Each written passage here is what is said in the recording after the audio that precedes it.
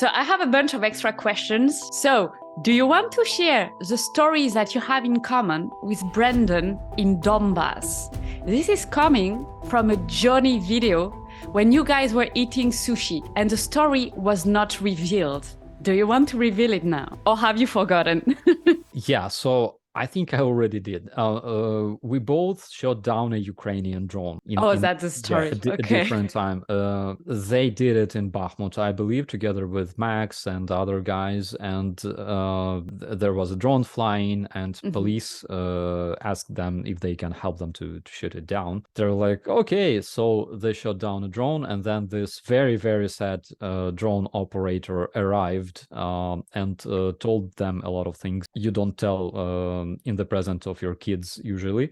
And then, and before that, in 2017, I shot down that Ukrainian drone myself because it didn't inform me it was Ukrainian. And the saddest thing was that it was the last working drone in the 59th Brigade that was stationed next to us on the flank. And yeah, but this is how I met this what was her name? Julia from the Armed Forces of Ukraine. Very nice girl. We are good friends. When you screw up, sometimes it brings you good people, good acquaintances, you know. Okay, so if any listener wants to send some drones, because of Brandon and Starsky, all the Ukrainian drones are going down. It's not even because of the Russians. It's normal. I mean, like when drones are flying, usually guys just take our weapons, like our rifles. Sometimes I notice that my ammo is missing, like, you know, so they do everything they can, you know. But they made so many jokes about it. Like, I remember when we had that mutual military exercise, Rapid Trident, in 2018 with NATO armies, like with our colleagues from other armies. I was there making pictures of my guys, and they were like all proud. They're standing next to their colleagues from like the US, the UK, Poland, and etc., etc. And there was a drone flying. So as soon as this drone took off, my whole brigade started laughing because they saw me, and they all started laughing instantly. It was so cool. Okay, cool. So another question, how is Grandpa Savkovich? Do you still have news from him?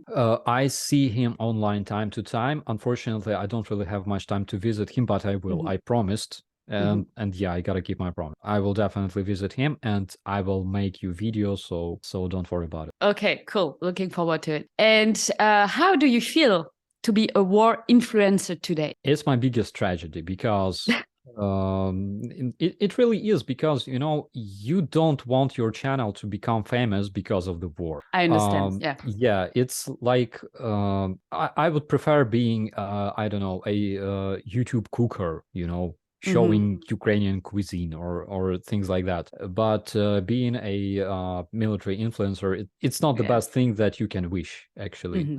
So it's both success because, yes, I can reach a lot of people out there and bring them information from Ukraine, as well as thank them for their support. You know, it's important for us. At the same time, it's my biggest tragedy because I never wanted to become influencer due to the war. Yeah, of course. Okay, Starsky, now we're going to go to the question from the community. So first question from Lorna. How did you get your nickname Starsky? So everybody knows the show Starsky and Hutch, but why specifically you got named Starsky? Is there a story behind it? There's zero reason for that. Okay. So I wanted to create a nickname for my Facebook, okay, because I had a Facebook. It wasn't really popular prior to the war, and when the war started and I joined the police special forces, I decided that I gotta, like, you know, change my personality for obvious reasons. So I deleted all of my pictures, and I changed the name on the Facebook, which made a lot of people curious, like, who are you? Like, you know, they didn't notice my disappearance, but they noticed some kind of guy with like strange guy that wasn't supposed to be there. So for this account, I picked a name Haritin, which is a very old archaic Ukrainian name. Okay. Yeah, and Starsky for no reason at all. Okay. But So your dog was already named Fudge, or no? I didn't have dog back then. Oh, okay. Yeah. So he came after. You were already Starsky, so he had to be Fudge. He had to be Fudge, yeah, Okay. because his real name is Fox in Ukrainian. Okay. But because he's Fox and because he's my dog, he had to have like a call sign as well. That's why I decided it will be Fudge. All right. Awesome. Okay. Second one. I think we already covered that one. What is your plan after the war? And once a big celebration, meaning your trip around the world, getting drunk. When that is out of the way and life returns to something like normal, what are you going to do? Do you want to add any line on that? I see myself being very, very old and helpless and playing computer games with my grandkids for the rest of my life. You know, that's what I see. And basically that will make me happy. Of course, I know that computers will become very much advanced. We will be able to like live in the virtual reality completely and feel smells and things like that. So that's where I see myself flying some virtual general aviation airplane together with my grandkids somewhere. Something like that. Nice. All right. So the next one is a long one. I'm going to try to make it short. Do the soldiers on the front line receive news from what type of sources, and how does it affect the morale of the troop? If news reaches the front line from official sources, from mainstream media or from social media, how does it affect the morale of the troops? Does that news reach forces on the front line? Does it boost the morale? How does the morale of the troops, positive or negative, impact the outcome of the war?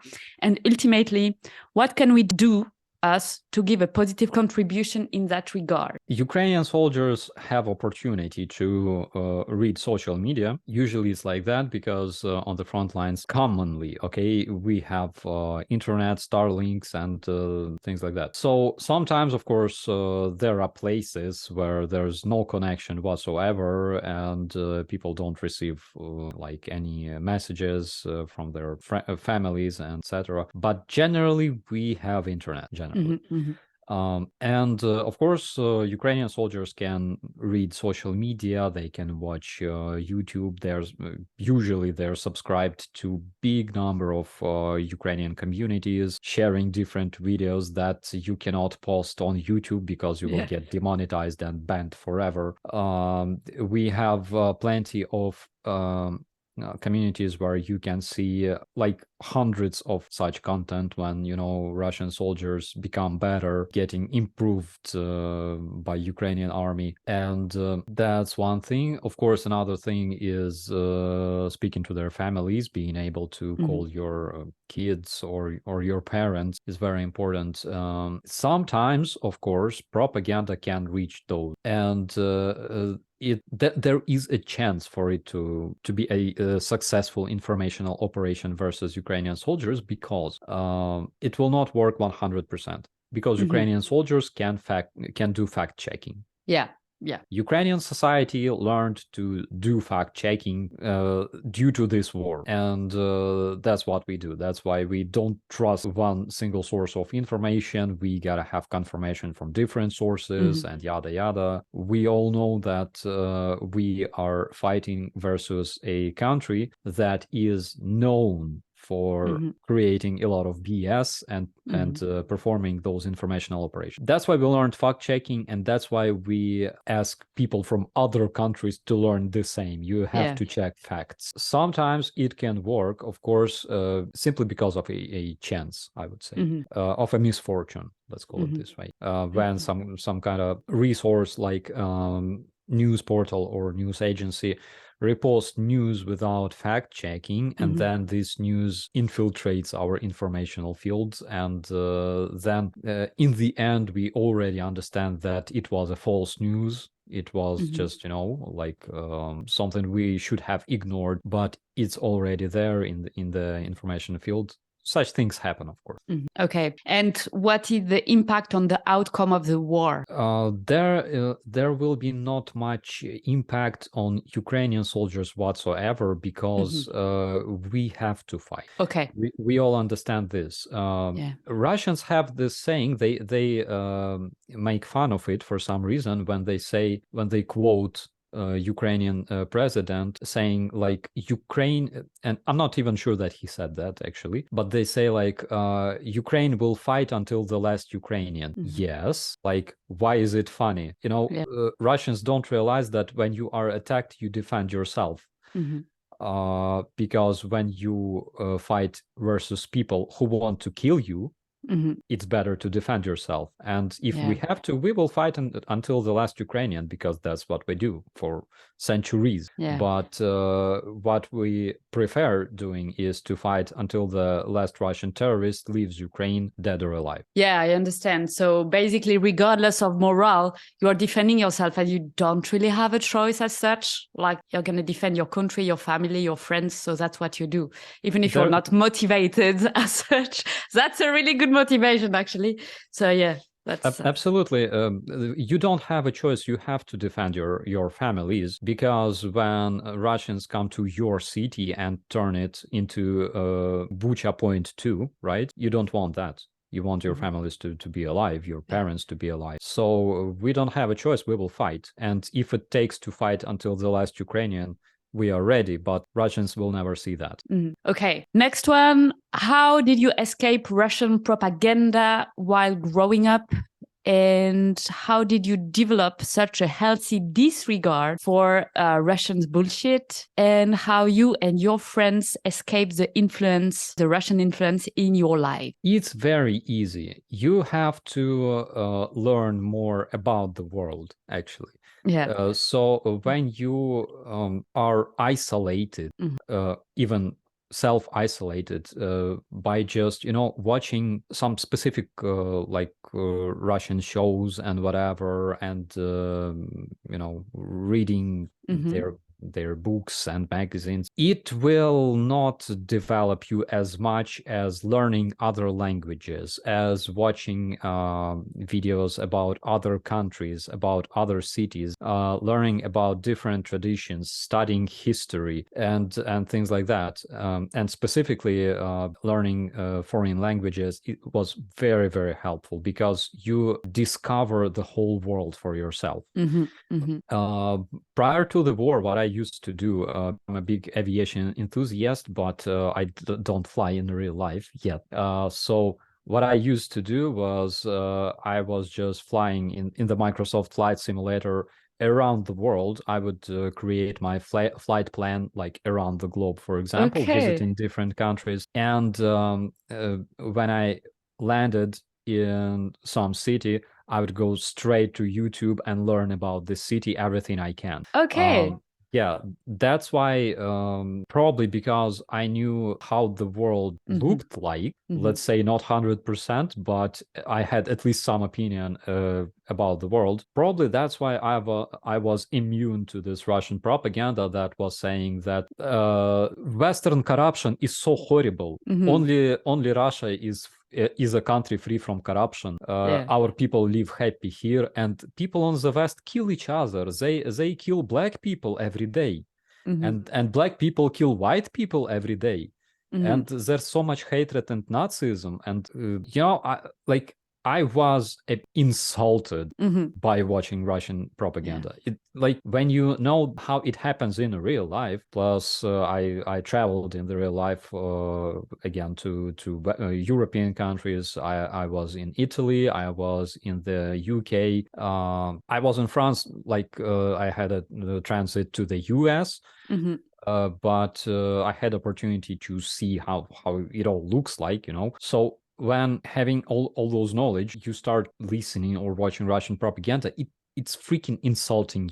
Some Ukrainians, when I was young, basically when I was a teenager, a lot of Ukrainians spoke Russian language because during Soviet times, it was popular to speak Russian and basically be Russian, because otherwise you would be laughed at, and Ukrainians were like lower race, like Untermenschen, So if you want to have a good career, etc., you have to become a Russian. You have to travel to Moscow and try to settle and yada yada. And it was retranslated through generations, basically. And people in Ukraine were like, by this inertia, they were still speaking the language that was forcefully implanted into Ukrainian people by our occupiers, basically, by the Soviet Union, by Russian communists. When I was 15, I decided to myself that I will speak Ukrainian. It was my conscious decision. I spoke Ukrainian at home to my parents, but it was popular to speak Russian on the streets with your friends, which luckily is not a case anymore. Nobody cares now in Ukraine if you speak Ukrainian, Russian, or like Chinese. But back then, it made a difference. Because presence of Russian language in Ukraine basically made it possible for those levels to exist, like higher levels, lower levels, which is it's a BS, right? So I'm happy that we eliminated this threat as well. So it was a conscious choice, but it took me just like 2 days to get used to. That's all. It's not really hard.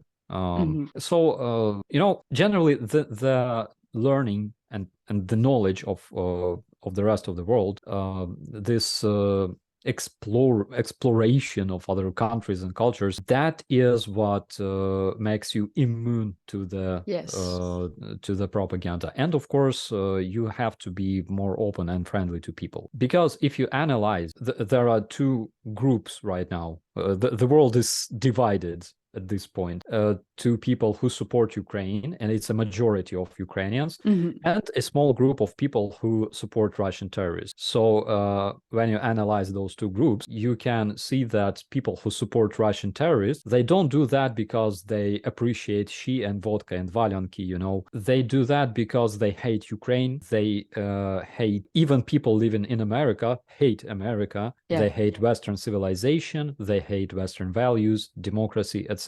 People who support Ukraine, they generally don't do that because they admire Ukrainian holubtsi and vyshivankas and stuff like that. No, they do that because they feel our pain. Those are people who are friendly, open, honest, and they can feel our pain, and they have this feeling, That's why there's a huge difference in people. Okay. I guess, it's a little bit like the allegory of the cave from Platon. I don't know how you say in English. Platoon sounds a bit funny. But like if you don't have an exposure to the word, you're going to see a very, very limited picture. And so you have these people that are trapped in the cave and they can only see the shadow of people walking by. And they believe the shadows are something, like they cannot see the attachment to a person walking. And that's, I think, what's happening. But it's the same in North Korea. I mean, the best way to explain is basically Russia is another type of North Korea when it comes, to the brainwashing and the isolation. And the issue is the more Russia is isolated, the more you will have that. So that's a tricky thing. It works like that. And like, when you start discovering the world, when you start discovering other cultures, when you start discovering other countries, other people, you start realizing that in reality, you don't know anything at all. And that's when you start learning. But people living in isolated countries with this propaganda and brainwashing, like North Korea or Russia, they are convinced that they know everything, basically, because they learned it from a TV. And that's why they know like all the secrets. They know that they have this Jewish Masons ruling the world, and it's a big threat to Russian people. They have a lot of shows dedicated to that and things like that.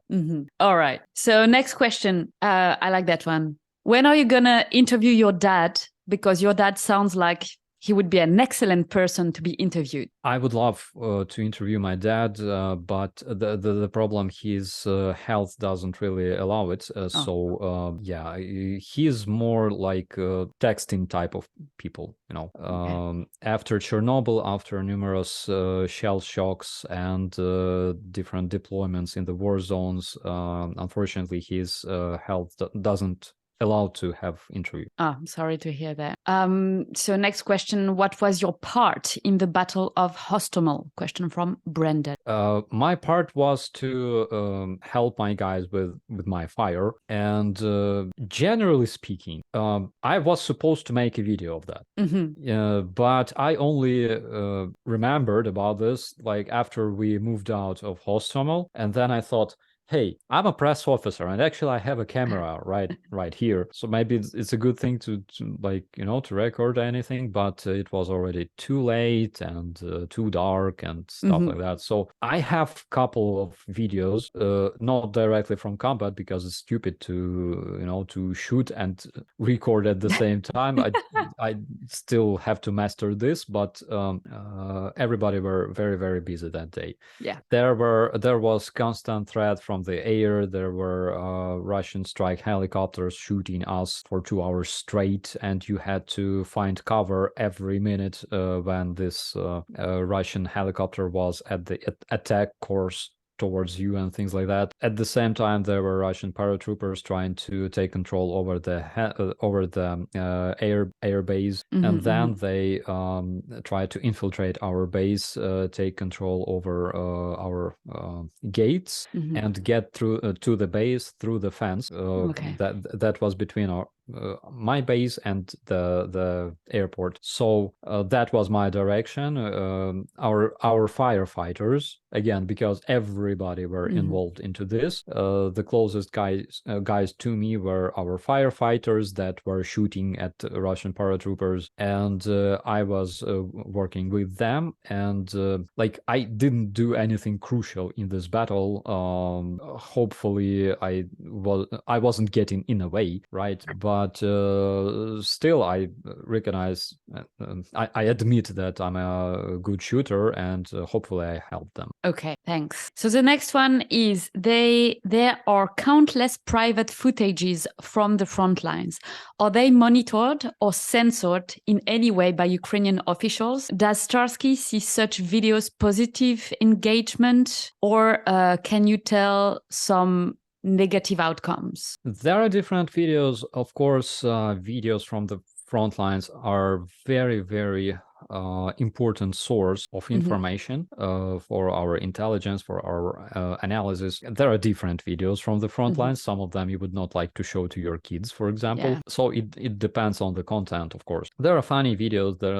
There's a very popular, let's say, bunch of videos that shows Ukrainian soldiers do some funny things like dancing or whatever, which they do very well, of course. And I don't think that we should, take away all the phones from people because it's stupid. That's exactly what Russians do, and it doesn't bring any good, to our mission, to our fight. But it's not really monitored or censored, I would not think. It's monitored or censored by the, I would say, by the press services, for example. Okay.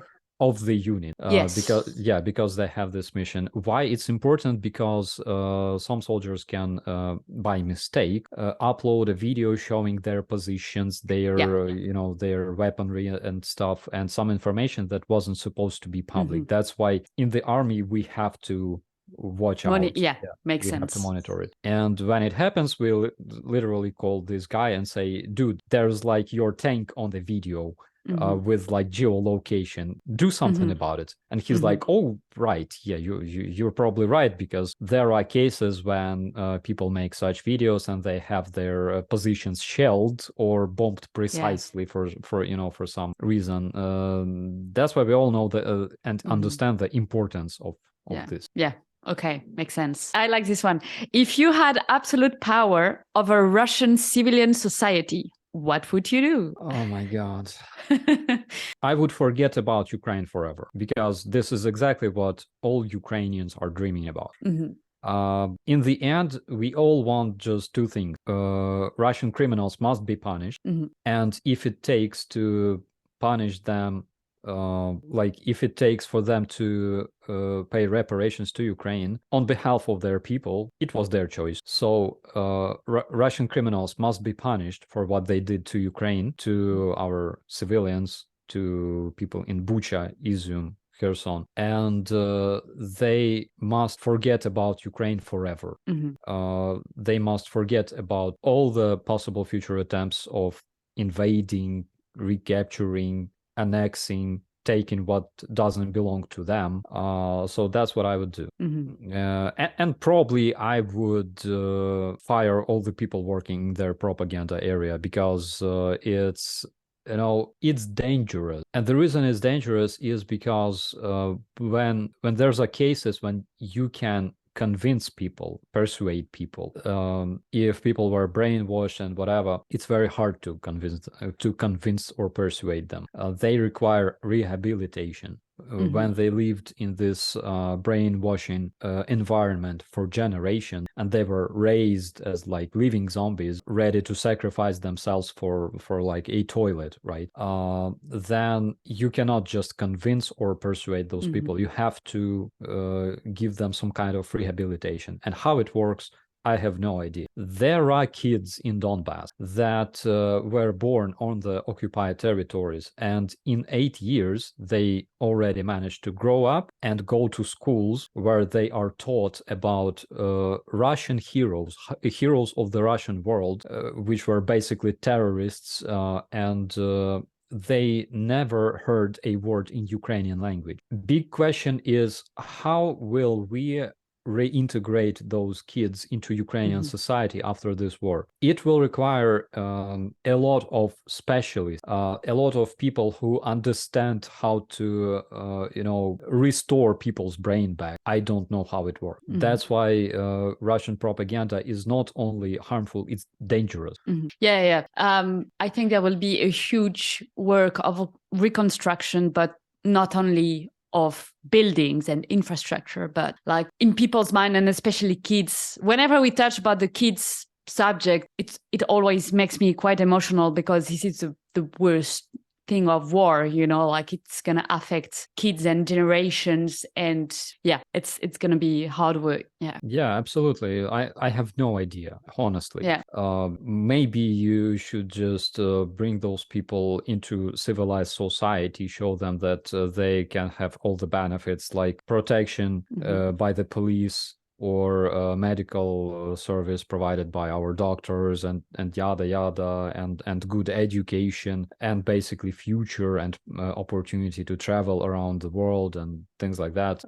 Maybe this will change people, but because I work in this field for years, when I look at those people that were zombified, I realized that if they were zombified for, let's say, 30 years, it will probably take another 30 years to bring them back. It's a very long process. And that's the reason why I don't really believe into, like democratic revolutions in Russia, because of that. All the decent Russians that I know, they're either fighting in Ukraine versus Russian invaders in this voluntary battalion called Freedom for Russia, or they are helping Ukrainian people in some way. There are people who were deported to Russia from Ukraine, and they were left there without any means of survival, without money, without anything. And usually it's territories of Russia located very, very far away, like Vladivostok. It's like 2 weeks by train from Vladivostok to, let's say, Moscow, right? So there are people in Russia who collect money for Ukrainians to make it possible for them to return. Those are decent. As for the rest of their society, it took centuries to create this breed of people, those zombies, who believe that they are chosen nation and whole world is like Nazi, and it will take quite some years to bring them back. But I'm also convinced that we must do this at some point, because you cannot just live next to the biggest terrorist country in the world for decades and centuries and feel fine and safe. No, it has to be changed. Okay, a little bit of a lighter question. What instruments can you play, and how have you learned to make music? First of all, I suck at playing everything. And I play a bit of everything. But I'm not a musician, I'm rather a composer. So it's not like I can professionally play a guitar or piano. I can do that, of course, but nothing that can impress you. My task is to write music, to create it, right? And that's what I do. I can create the song the way I can hear it in my head. That's my superpower, so to say.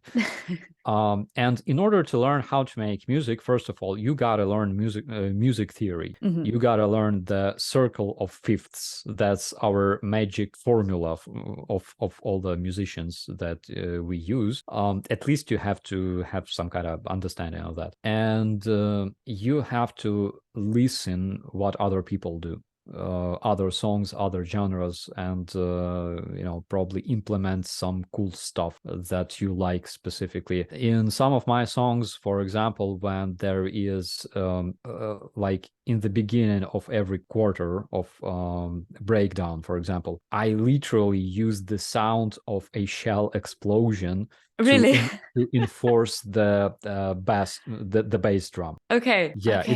It's not it's not compressed this way. It actually sounds this way because there's a bass from the actual explosion. People don't know about it. So you have to learn by listening to other artists, and specifically artists you really like.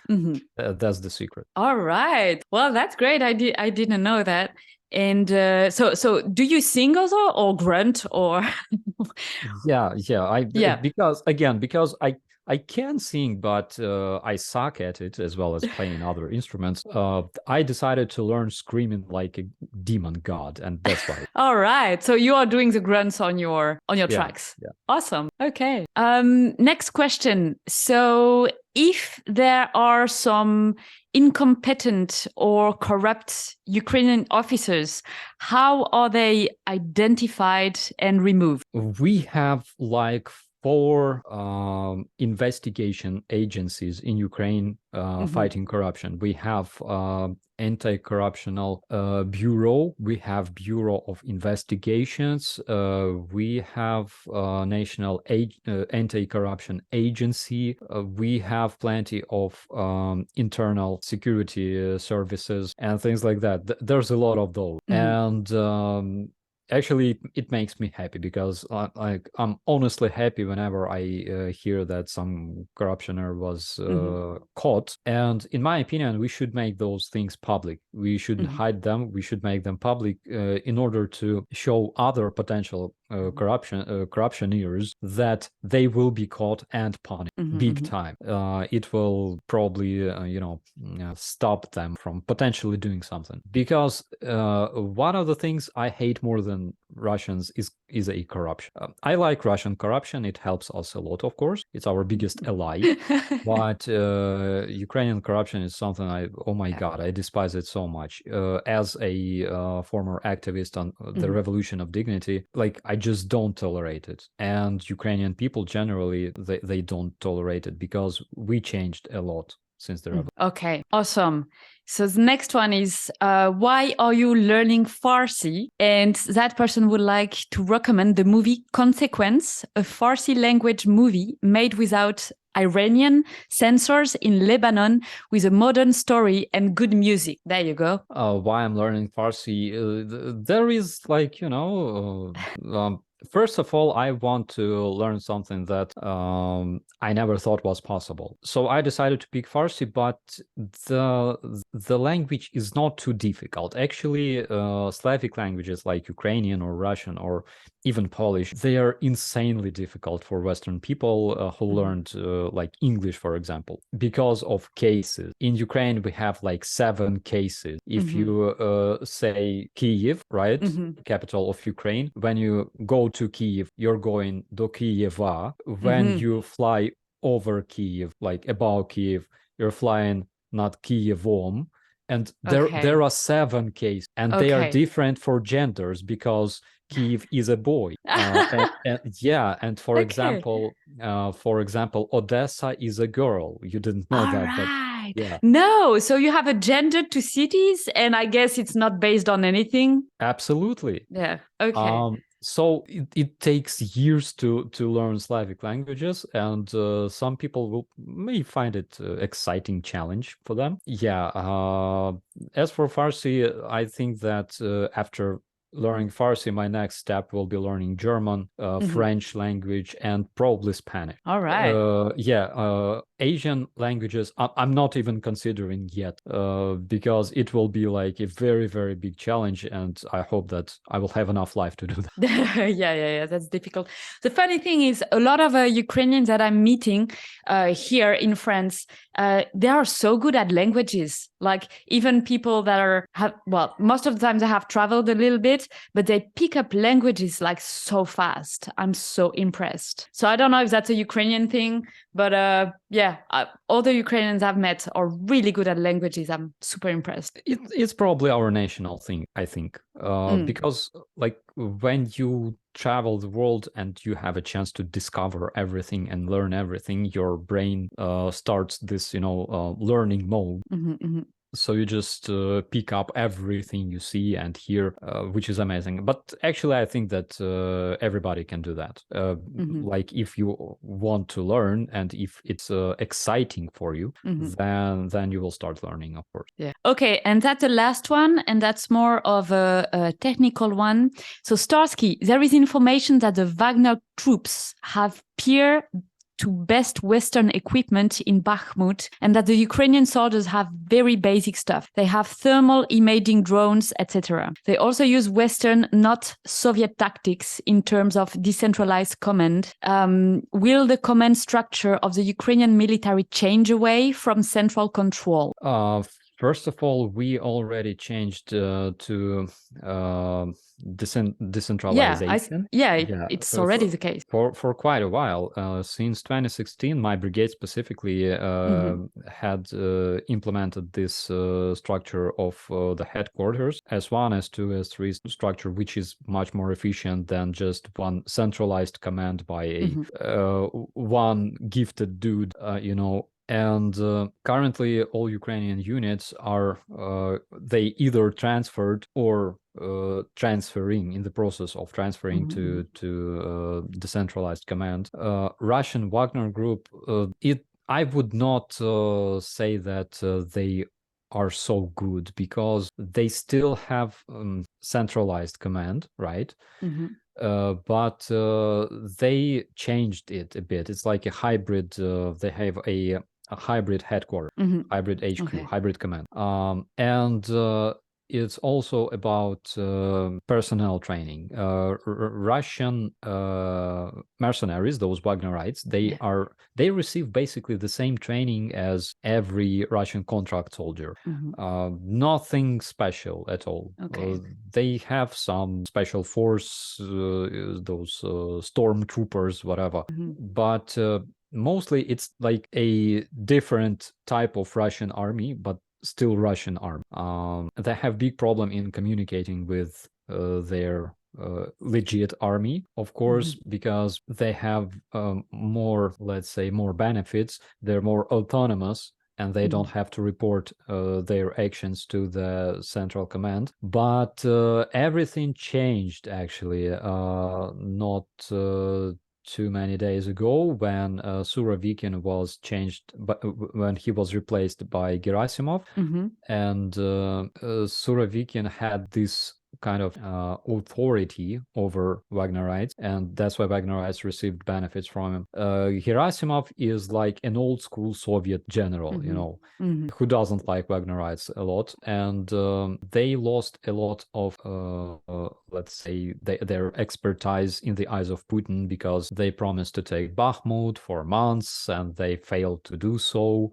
They captured Solidar, losing 20,000 men in a couple of months, and it's hilarious. So they like the only thing that makes them professional and cool is basically Russian mythology, because this is the way they talk about them. They have like a whole subunit of people, like a division of people that create myths about Wagnerites, about their heroic people who shoot Ukrainian drones with a handgun and kill platoons with a knife and stuff like that. Okay, so they make up stories about the Wagner group to make them look like super efficient and strong, and basically you're saying, well, not that much different from the Russian army, really. Yeah, probably better equipped, I suppose. They are equipped with the stuff that is given to them by the Russian army. Yeah. Basically. Okay. And they use the same facilities as the Russian army to train their personnel. So there is no special benefit for Wagnerites, but because Prigozhin is an oligarch, he was one of the richest people in Russia. That's why, of course, he can buy them some equipment, some maybe better helmets for his elite troops. But I cannot say that they're like superheroes. They are portrayed as superheroes, but they do it like all the time. On YouTube, you can find different Russian masters of martial arts that can use contactless combat and kill people at distance, and there's like millions of them. And they were doing that for decades. I remember such videos back when I was a teenager. So they like to portray their soldiers as like super soldiers, those Kadyrovites, of course, that were portrayed as people who almost have like superpowers, while in reality they are used as mostly as their TikTok troops, you know. Yeah. However, they have some good TikToks, I admit. Most of those TikToks, when they die or like shelled suddenly, you know, they are very good, and they are very, very popular here in Ukraine. There was a video that I watched from Zach the Russian about Vladimir Solovyov. Yeah. And apparently he was one of these like martial artists at some point, you know, like there was some videos and I was like, okay, I'm not an expert, but I did martial arts for 14 years and I really love martial arts. I love MMA. And my God, I watched the video and I was like, how can you believe that? He's just like, you know, doing like that, you know, in front of a guy, turning around him like he's got some superpower or something. It's really ridiculous. So, similar to what you're saying about the have you seen that sparring with like Orthodox cross? No, I haven't. There is like contactless combat using an Orthodox cross in your hand. And everybody falls down. You gotta check it out. Oh, that's magical. It's like a magic wand of some sort. Yeah. Jeez, you have to be Orthodox, man. That's the shit.